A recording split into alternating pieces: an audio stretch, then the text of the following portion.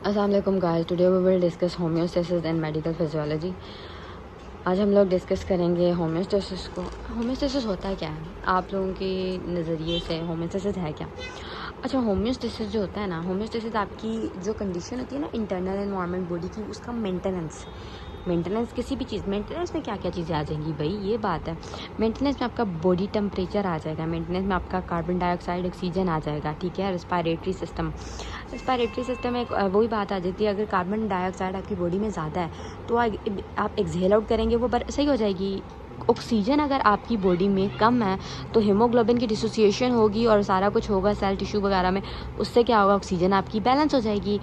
अगर blood pressure ज़्यादा हो जाता है तो वो आगे फीडबैक हम लोग आगे पढ़ेंगे तो वो उस आगे में आ जाएगा, ठीक है, कि वो उसमें कैसे होता है ये वो। अब हम लोग ये पढ़ रहे हैं कि हमारे पास इसकी डिसोसिएशन और ये सारी चीज़ें कैसे होनी है, ठीक है। अब हम लोग पढ़ लेते हैं किडनी में कैसे होता है, इसके अंदर कौन कौन से ट्रैक आते हैं, कौन कौन सी चीज़ें आती हैं, वो सब होम्योस्टेसिस में पढ़ लेंगे। होम्योस्टेसिस का आपको मतलब समझ आ गया होगा। होम्योस्टेसिस का मतलब होता है कि मेंटेनेंस इंटरनल एनवायरनमेंट की, ठीक है। अब रेस्पिरेटरी सिस्टम में हम लोग लंग्स की बात करें, लंग्स में हम लोगों ने पढ़ा था, हमारे पास ना लंग्स में बिल्कुल ऐसे ना एक हम लोगों ने पढ़ा था, ऐसे ब्रांच लाइक एल्वियोलाई होती हैं, गोल गोल सी ऐसे एल्वियोलाइज बनी होती हैं, ठीक है। उन एल्वियोलाई में, अब उस एल्वियोलाई में हमारे पास एल्वियोलाई ऑक्सीजन इन होती है एंड कार्बन डाइऑक्साइड हमारे उधर से लेके आता है लंग से ऑक्सीजन, और उधर से हमारे पास फिर आगे इन और आउट ऑक्सीजन जो होती है हमारे पास इन हो जाती है और कार्बन डाइऑक्साइड आउट हो जाती है, ठीक है। सारा चीज़ ये लंग्स का काम होता है। रेस्पिरेटरी सिस्टम जहाँ भी आए पहला बात बंदे के जहन में लंग्स की आती है, जो कि हम लोग मैट्रिक लेवल से पढ़ते आ रहे हैं। दूसरा आ जाता है गैस्ट्रोइंटेस्टिनल ट्रैक्ट। गैस्ट्रोइंटेस्टिनल ट्रैक्ट में क्या आ जाएगा? गैस्ट्रोइंटेस्टिनल ट्रैक्ट में जाहिर सी बात है आपका डाइजेशन सिस्टम आ जाएगा। सारा जितना भी डाइजेशन प्रोसेस होगा, एलिमिनेशन हो जाएगी थ्रू आपके फेसेस के ज़रिए से, वो सारा आपका डाइजेशन सिस्टम जैसे भी होता है आप इनटेक करते हैं, उसके बाद हमारे पास स्टमक में जाता है। स्टमक में जितना डाइजेस्ट होना होता है, जितनी रिक्वायर्ड होती है वो रिक्वायर्ड हो जाता है, एंड वेस्ट मटीरियल जितना भी हो जाता है डाइजेशन के बाद वो आपका एलिमिनेट हो जाता है थ्रू फेसेस के ज़रिए। अब देन किडनी की बात करते हैं। किडनी में क्या होता है भाई? किडनी जो है ना आपकी बॉडी में, जो हमारे पास किडनी के अंदर एक हमारे पास एक रीनल ट्यूब्स एक ऐसा स्ट्रक्चर होता है जिसके पास हमारे पास पहले स्ट्रक्चर में आती है उस चीज़ में बोमेन कैप्सूल। इस बोमेन कैप्सूल पे वो सब्सटेंस इसने एब्जॉर्ब कर लेना है, जो चीज़ इसे एब्जॉर्ब करनी है, ब्लड एब्जॉर्ब करना है सब इन ट्यूब्स में, वो इसने एब्जॉर्ब कर लेना है। ऐसे सब्सटेंस जैसे कि वेस्ट प्रोडक्ट जितने भी हो गए, एलिमिनेट अमाइनो एसिड वगैरह इतनी भी चीज़ें होंगी ना, वो इस रीनल ट्यूब से हमारे पास जो है ना through out into the urine में चली जाएंगी, ठीक है। बात आपको समझ आ गई होगी, मतलब आपको ब्लड इसमें ज़रूरत है, जिस चीज़ की ज़रूरत है वो इसने एब्जॉर्ब कर लिया। जिस चीज़ की इसे ज़रूरत नहीं है भाई, मुझे नहीं तुम्हारी कोई ज़रूरत, उस चीज़ को इसने कहा एक्सक्रीट आउट, चले जाओ, वो एलिमिनेट हो जाएगी थ्रू यूरिन के ज़रिए। किस चीज़ से? ये इस रीनल ट्यूब से जाएगी, फिर आगे फर्दर हमारे पास चली जाएगी यूरिन में, ठीक है। लिवर में क्या आता है? इधर भी चीज़ हम लोगों ने हम लोगों ने रिमूवल ही पढ़नी है हर तरफ, ड्रग्स वगैरह। इसमें क्या होगा? ड्रग्स और केमिकल जितने भी हैं वो रिमूव हो जाएंगे, एलिमिनेटेड इनटू फेसेस, एक ही जरिया, और कौन सा है? अच्छा सॉरी, अच्छा बात आते हैं मुद्दे पे। अच्छा, अब आर्टरीज़ में अक्सर एमसीक्यूज़ मुझे लगता है कि पॉइंट ऑफ व्यू से मतलब आपके एग्जामिनर की पॉइंट ऑफ व्यू से अगर ये इंपॉर्टेंट एमसीक्यूज़ है तो वो यही है कि आपका जो आर्टरीज़ में हमारे पास एक्स्ट्रा सेलुलर फ्लूइड होता है ना, उससे, और जो टिश्यूज़ में एक्स्ट्रा सेलुलर फ्लूइड होता है उसे क्या कहते हैं? आर्टरीज़ में जो एक्स्ट्रा सेलुलर फ्लूइड होता है उसे प्लाज्मा कहते हैं, और टिश्यूज़ में जो एक्स्ट्रा सेलुलर फ्लूइड होता है उसे हम लोग इंटरस्टिशियल फ्लूइड कहते हैं, सही है।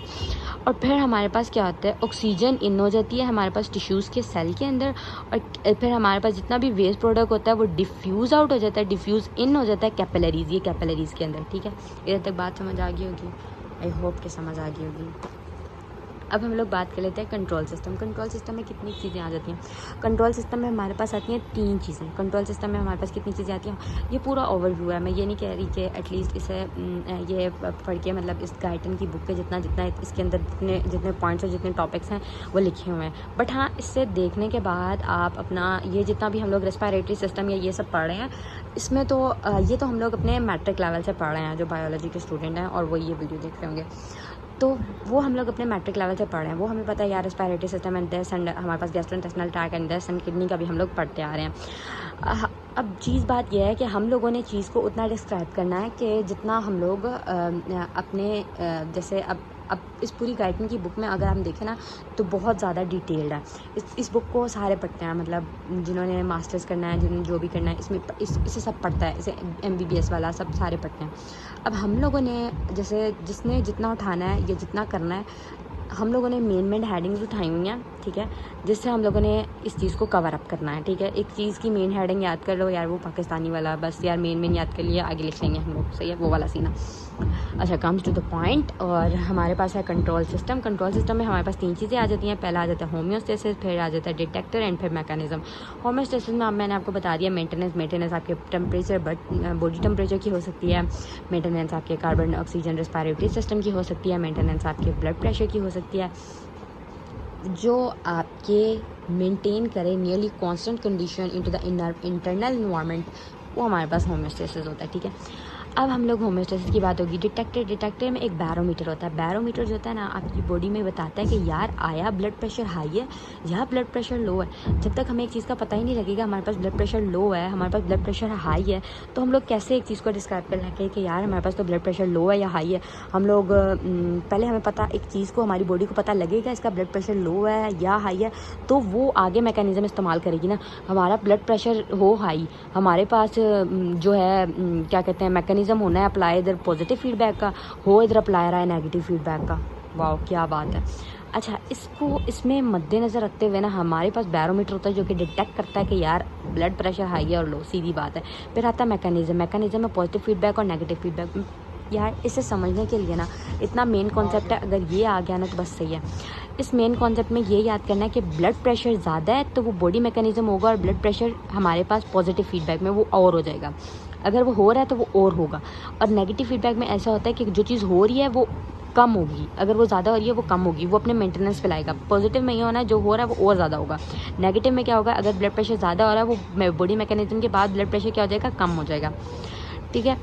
अब हम लोग अगर नेगेटिव फीडबैक की एग्जांपल लें ना, हमारे पास नेगेटिव फीडबैक की एग्जांपल है हमारे पास ब्लड प्रेशर इज़ द, अगर आपकी बॉडी में ब्लड प्रेशर ज़्यादा है, बॉडी का पूरा मैकेनिज्म होगा, उस पूरे मैकेनिज्म के बाद आपकी बॉडी का टेम्परेचर ब्लड प्रेशर जो होगा वो लो पे आ जाएगा, मेंटेन आ जाएगा, ठीक है। पॉजिटिव फीडबैक जो होता है ना, हमारे पास विशियस साइकिल भी होता है, मतलब बहुत ज़्यादा खतरनाक साबित होता है एट डेथ लेवल तक भी, ठीक है। पॉजिटिव फीडबैक में हम लोगों का जो चीज़ हो रही है उसने और भरना है। जब blood clotting is the main example. Blood clotting में आपको चोट लगती है, रगड़ लगती है, कुछ भी होता है, आपके सेल टूटते हैं, सब दोबारा से बनता है, सब कुछ होता है। उसके बाद आप क्या करते हैं, आप कुछ नहीं करते हैं, आपका बॉडी का जो सिस्टम होता है वो करता है। वो क्या करता है कि वो दोबारा से हीलिंग का प्रोसेस स्टार्ट होता है, वो सारा कुछ होता है। उसके बाद दोबारा से आपके जो है वो जेल स्किन आना शुरू हो जाती है। ये सारा किसकी वजह से होता है, it's a positive feedback, example होगी पॉजिटिव फीडबैक की। देन हम लोग आते हैं चाइल्ड बर्थ के ऊपर। चाइल्ड बर्थ के ऊपर जब हमारे पास क्या कहते हैं, हमारा जो ब्रेन के पास मैसेज जाता है, ब्रेन से फिर हमारा होम्योस्टेसिस जो होता है वो एक्टिवेटली हमारे पास ऑक्सीटोसिन को रिलीज़ कराता है, हार्मोन्स को। उसकी रिलीज़ कराने के बाद हमारे पास क्या होता है, जो कंट्रैक्शन होती है, हमारी जो कंट्रैक्शन मतलब होगी, उसके रिज़ल्ट में चाइल्ड बर्थ हो जाएगी, ठीक है। अब हमारे पास आगे आ जाता है, ये एग्जांपल होगी इसकी कि आपके पास ऑक्सीटोसिन आएगा और वो कॉन्ट्रैक्शन इंक्रीज़ होगी, कॉन्ट्रैक्शन जितनी इंक्रीज़ होगी आपकी चाइल्ड बर्थ हो जाएगी, मतलब जो चाइल्ड बर्थ नहीं है वो हो जाएगी, ठीक है। अब आ गया हमारे पास ये, मतलब कि यार हम लोग सुनते आ रहे हैं कि सेल एक बिल्डिंग ब्लॉक है। वो सेल बिल्डिंग ब्लॉक कैसे है, कोई पूछ सकता है, कोई बता सकता है कैसे। इस सेल से बनते हैं टिश्यू से बनते हैं ऑर्गन, और ऑर्गन से बनते हैं सिस्टम, ठीक है, और सेल होते हैं बिल्डिंग ब्लॉक। और ये मतलब ये पूरा ओवरव्यू था इस चैप्टर का ऊपर से। अगर डिटेल में हर चीज़ को पढ़ना है तो वो फिर अगर क्या कहते हैं, इसके सिस्टम्स में जितना भी रेस्पिरेटरी सिस्टम है, आप इसमें जितने भी आप लिख सकते हैं कि आप हम लोगों को जैसे डाइजेशन होती है, रेस्पिरेटरी सिस्टम में ऐसे आता है, गैस्ट्रोइंटेस्टाइनल ट्रैक्ट में ऐसी चीज़ें आती हैं, मतलब ऐसे डाइजेस्ट होता है, ये सारी चीज़ें कितने का आप लोग डिस्क्राइब कर दें, थोड़ा सा इस चीज़ को थोड़ा सा डिस्क्राइब कर दें। O2 की डिफ्यूजन होती है, ये सब चीज़ें। It's all, thank you so much.